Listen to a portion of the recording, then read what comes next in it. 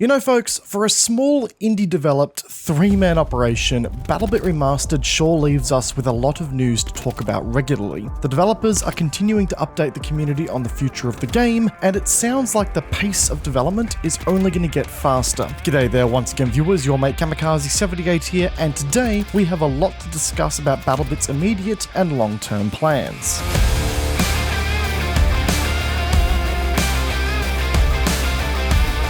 So yeah, as always, the BattleBit news mill keeps on churning. We've had a lot of news drop as of late, both from the game itself and the wider industry that are going to have some pretty big implications to BattleBit's future, all of which I want to talk about in today's video. But firstly, I did want to once again say a big thank you to Apex Gaming PCs for partnering with the channel here today. If you're looking to get into the PC gaming scene for the first time, or maybe looking for an upgrade to what you currently have, Apex Gaming PCs have got you covered. Through this partnership, I've worked with them to create a line of 3 PCs for you to choose from that range in power and budget, but you can also customize each of these configurations to something a little bit more to your liking as well. I've also got a sweet deal for the community here as well. If you use the link in the description down below and use code Kamikaze, you'll grab 10% off of your order. So get on down there and give it a squiz if you're in the market for a new gaming PC. Once again, big thanks to Apex Gaming PCs for sponsoring the channel here today. Back to the topic at hand though, it's no secret that the recent news surrounding the Unity game engine has rocked the community's confidence in BattleBit's lifespan for the long term. Now, a lot has transpired on the Unity game engine drama front, and I'm a little bit late to this party, but I still want to give a quick rundown on the situation for those who are a little bit out of the loop here. Essentially folks, Unity, the game engine that BattleBit is developed on, announced a new runtime monetization strategy for its services. I've got the graphic on your screen that basically informed all of, the different triggers and all of the thresholds to enable these fees activating against developers using the Unity engine, but ultimately it meant that developers would be required to pay Unity a fee for every time their game was installed once you passed one of these thresholds using their engine. And to be abundantly clear here, it wasn't a fee for every purchase,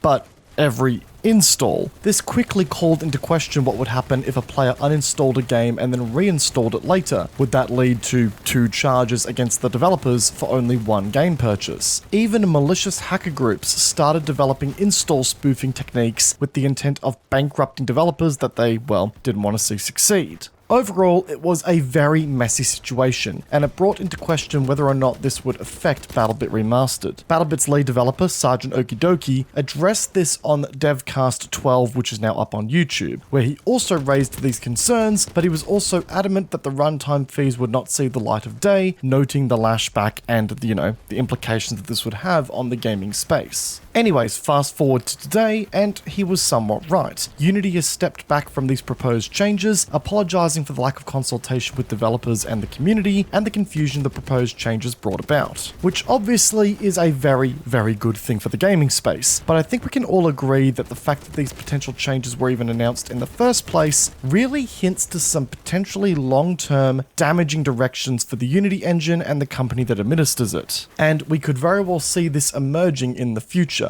It's left a really bad taste in the mouths of a lot of developers and the wider gaming community. And in doing so, I've got a feeling that many are going to be really hesitant to use this engine in the future, maybe even upskilling themselves in other engines as a form of redundancy. BattleBit Remastered itself should be fine for now, noting the policy changes have been, rolled back. And I believe the developers have got no plans to migrate BattleBit Remastered to another game engine. But we should definitely keep ourselves somewhat prepared for this kind of stuff to happen in the future, especially noting the history of the CEO of Unity and his connections with EA and talking to the idea of charging players for reloads in video games. I'm not kidding, by the way. That's not stopping the BattleBit development train, however. In fact, it only seems to have acted as a bit of a motivator for them, funnily enough. This week, the BattleBit developers announced that they are looking to bring on board 2 or more new 3D artists to the team. This may not sound incredibly newsworthy, but it actually represents a big new chapter for the game, which may see it begin to grow at a much faster pace. You see, folks, Oki has long expressed concerns around hiring new staff due to fears around the onboarding process process and getting people up to speed on their development and their vision for the game. However, with this expansion to the creative team, it means that the development is likely to amp up even more as the capacity of the team grows, which is great news for us as players of the game. The new 3D artists are going to be primarily responsible for reworking the majority of the prestige skins for weapons in games, with the intent of getting them to the quality that is out there for creator skins, working on creating reward skins for achievements, events, and more, and working on level props and more miscellaneous 3D designer things. All of which is great. It will ensure that more of the game's skins, especially for longer term rewards like prestige skins, are going to become higher quality, adding more value to the long term grind of the game and for completionists out there. It will also allow Larry, the game's lead 3D designer, to focus more so on those bigger picture projects, like weapons, vehicles, all that kind of large scale stuff. Overall, this is great news for the game. Maybe one day we'll see new programmers for the team to help, assist in that field as well, but I've got a feeling we'll have to wait a little bit longer to see that happen. But that's not all, folks. Gameplay-wise, we've gotten some tidbits of information about things that are in the pipeline coming in the immediate and not so immediate future. Apparently,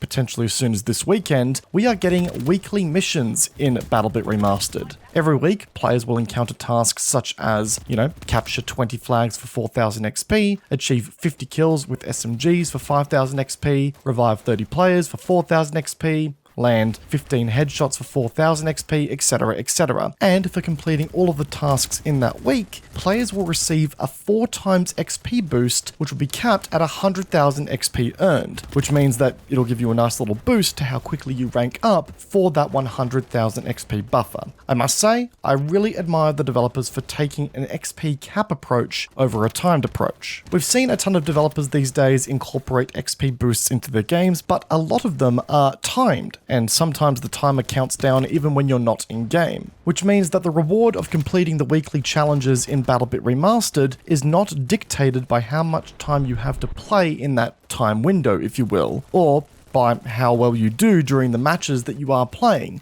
It is a simple statement of your next 100,000 XP that you earn in game is going to be earned at a faster rate. Enjoy. And that is great stuff to see. Something we also mentioned in passing earlier when we talked about the development team expanding was achievements. Achievements are coming to BattleBit Remastered. There has been an achievements tab under the BattleBit's soldier menu for quite some time now, and now the developers are planning on filling that out with things for us to push towards. The developers are also planning on getting skins in the game as long-term unlocks for completing these achievements, which is again one of the responsibilities of our new 3D modelers, which will also, hopefully, help to satisfy the completionist in some of us and give us new things to grind for in the long term. Again, a great opportunity. The developers are also looking to get some events underway pretty soon, including a double XP weekend event this weekend, and that'll be running from September 30th to October 2nd. So get in there and get your grinding done, folks. I know I will be. As far as some longer term stuff that has been teased and announced as of late as well, we've got a new map on the way. We don't know what the name of this new map is, but we know it's going to be a 1 by 1 kilometer sized map, so a bit smaller than some of the likes of, say, Zalfie Bay, but it's going to feature an Alaskan biome sort of style, so another new environment for us to play in, and it will feature an asymmetric objective layout. Not entirely sure what that means just yet, but it's going to be interesting to see how it's going to play, given that the majority of the maps in BattleBit Remastered right now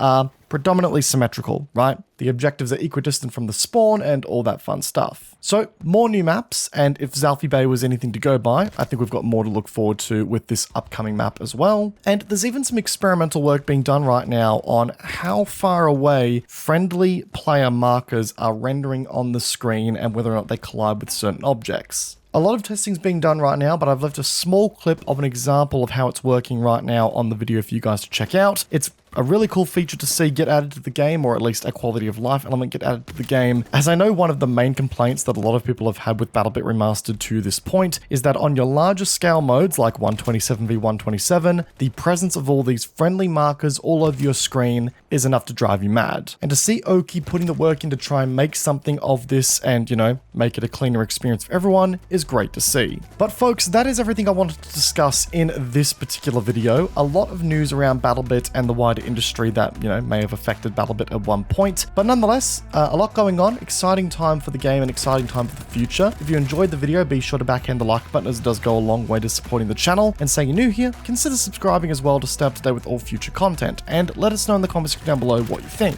Are you excited for these future updates, or are they all a bit meh to you? Also, be sure to check out our links in the description down below. And once again, a big shout out to Apex Gaming PCs for sponsoring the video. Once again guys, I hope you enjoyed the video. Peace out, and I will see you guys all in the next one. Take care guys, have a good one.